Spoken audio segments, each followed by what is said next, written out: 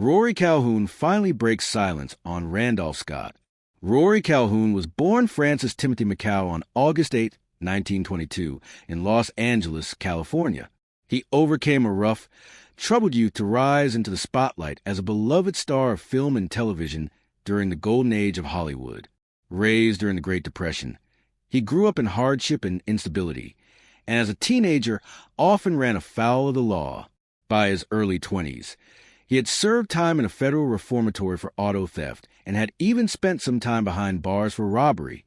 It was a dark chapter that easily could have ended his life before it began, but ironically, it formed the very base of his legend. Once he had eventually made good and cleaned up his life, Calhoun never shied away from his past.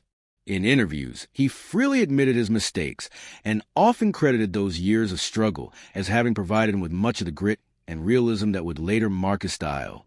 His transition to Hollywood seemed almost accidental, the product of fate and charisma. After his release, he worked odd jobs as a mechanic, logger, cowboy until one day everything changed as a result of an encounter with actor Alan Ladd.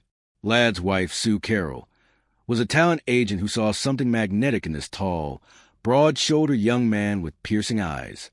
She signed him, gave him the stage name Rory Calhoun, and then sent him to acting school.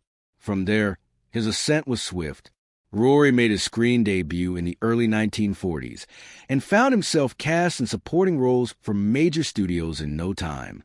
His natural athleticism, deep voice, and rough good looks fitted him perfectly for westerns, which were at the height of their popularity. Throughout the 1950s, he popped up in plenty of films, including The Red House, 1947, The Song in My Heart, 1952, and River of No Return, 1954, opposite Marilyn Monroe and Robert Mitchum. He was known for a quiet confidence with audiences. He was not a boisterous or over-the-top actor, but his stoic strength and subtle charisma made him endearing. Perhaps what set Calhoun apart above everything else was his genuineness. While many of his contemporaries played cowboys, Rory was one. He knew how to ride, rope, and survive the elements. When he took on his long-running television series, The Texan, 1958 to 1960, audiences knew to believe him not so much from his acting, but more because the role reflected who he actually was. The series was a success, and Calhoun became a staple of the small screen, admired for his heroic persona and gentlemanly charm. But off-screen, he lived life on his own terms. He was known for being a free spirit, kind to his fans, and loyal to his friends. Yet, he also had a wild streak and was known as somewhat of a Hollywood bad boy. Gossip columnists adored him because of the endless romantic trysts he indulged in. Directors loved him because he was dependable professional on set. His tough but tender, wild and yet thoughtful personality combined to make him not just an actor, but a legend. As the Western genre faded from dominance in the late 1960s, Calhoun had no problem reinventing himself and finding roles in television series, low-budget films, and even comedies and action movies in later years. He was featured in Motel Hell 1980. Proving that he could change with time and still surprise the audience even later in life, his versatility and readiness for change kept him working steadily for decades, long after many of his contemporaries had retired. But not unlike the many characters Rory Calhoun played on screen, his personal life was just as colorful and eventful, with marriages that reflected the complexities and passions of a man who lived life fully both in front of and behind the camera. His first marriage was actress and singer Lita Barron, a woman who equally shared the same glamorous Hollywood lifestyle he did, and who understood the peculiar pressures of fame. The couple married in 1948 at the height of Calhoun's rise in the entertainment industry. Then, he had begun to gain recognition as one of Hollywood's most handsome leading men, starring in westerns and adventure films that utilized his rugged good looks and natural charisma. Lita, known for her musical talents and film appearances, often accompanied him to high-profile events, and together they were one of Hollywood's most attractive and talked-about couples of the post-war era. His marriage to Lita Barron produced 3 daughters, Cindy, Tammy, and Lori. Calhoun cherished them, but his taxing career mostly kept him away from the family circle. The pressures of celebrity life, coupled with Calhoun's reputation as a charming ladies' man, eventually put a strain on their marriage. Hollywood gossip columns regularly linked him to his female co-stars. Though some of these rumors were exaggerated, They took a toll on his family life. Cracks in the marriage had deeply surfaced by the end of the 1960s. In 1969, Lita Barron cited Calhoun's continuing infidelities as the reason for their separation. She even told interviewers that she could forgive many things but not lies. That statement made headlines, giving the world a look at what was happening personally behind the glittering facade. The 20-plus years of marriage ended in 1970, bringing to an official close one of Hollywood's longest-running relationships from the golden era. Yet, even with the pain of that first divorce, Calhoun did not let go of love. In 1971, he found companionship again with Sue Rodas, a British journalist who was captivated not only by his film legacy, but also by his wit and warmth. More than anything, their relationship represented a different chapter for Calhoun, a more mature and grounded period in his life. Unlike with Lita, whose marriage with Calhoun seemed to be played out under the blindingly bright lights of Hollywood publicity, his relationship with Sue was much more private and subdued. As with his other relationships, the two had immense mutual respect, and friends of Calhoun would often quote that Sue helped bring stability and calm into his world. Sadly, after several years together, their union faced difficulties that ultimately led to divorce in 1979.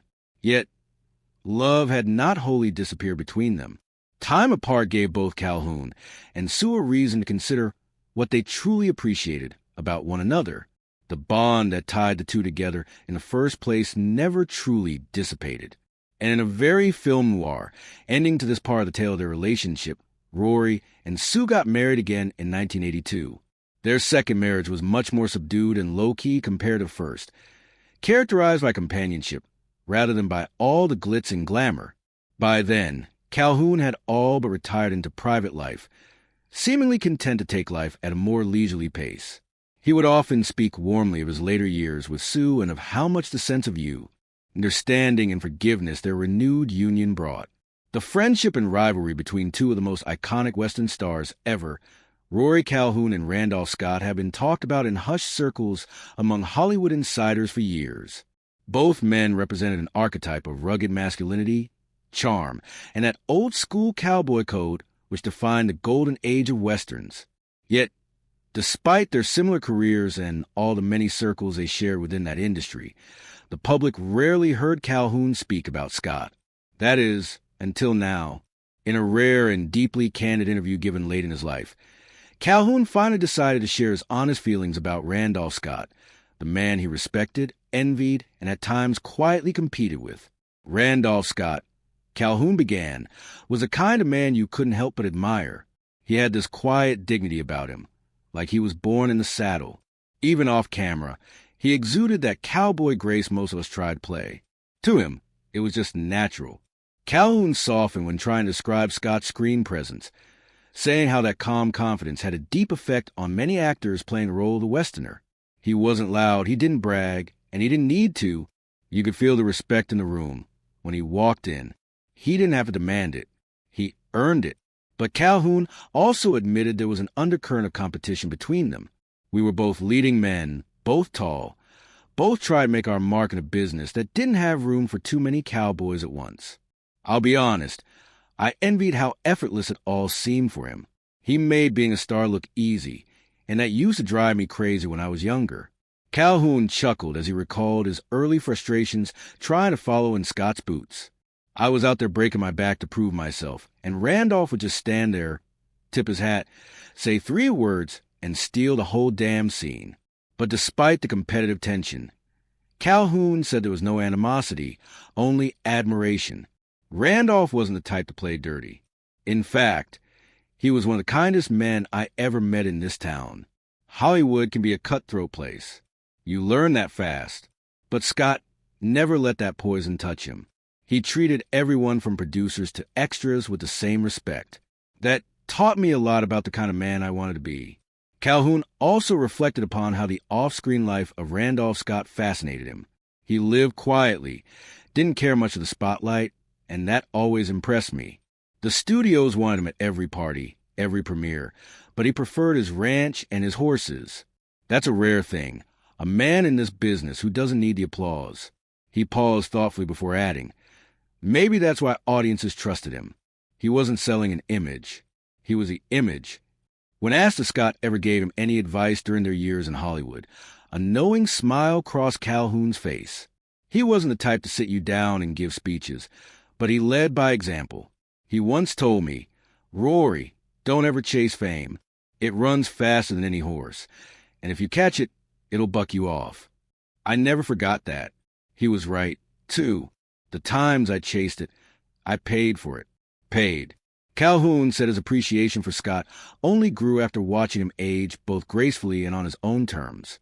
When Randolph retired, he didn't make a big fuss about it. He just rode off literal LY into his own kind of sunset. No scandals, no headlines, just peace. I respected that more than anything. He knew when to quit, and not many of us do. Yet, Calhoun also shared that a part of him regretted not being closer friends. I always wanted to sit down with him, man to man, and tell him how much he influenced me. But in those days, you didn't say things like that, especially cowboy to cowboy. We were too damn proud.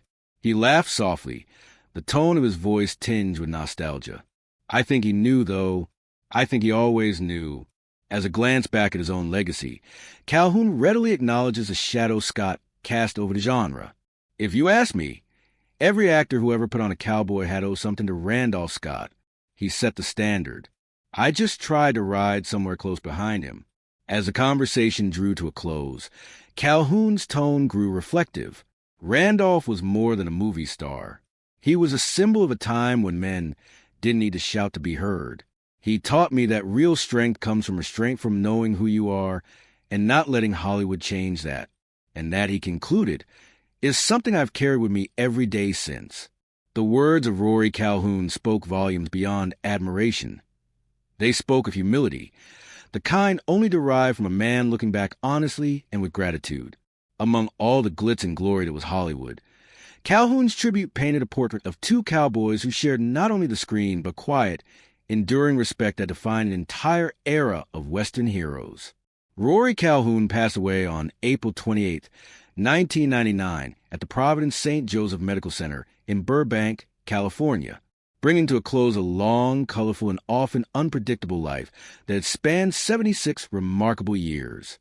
His death was attributed to complications from emphysema and diabetes, two chronic illnesses that had gradually weakened his body in his later years.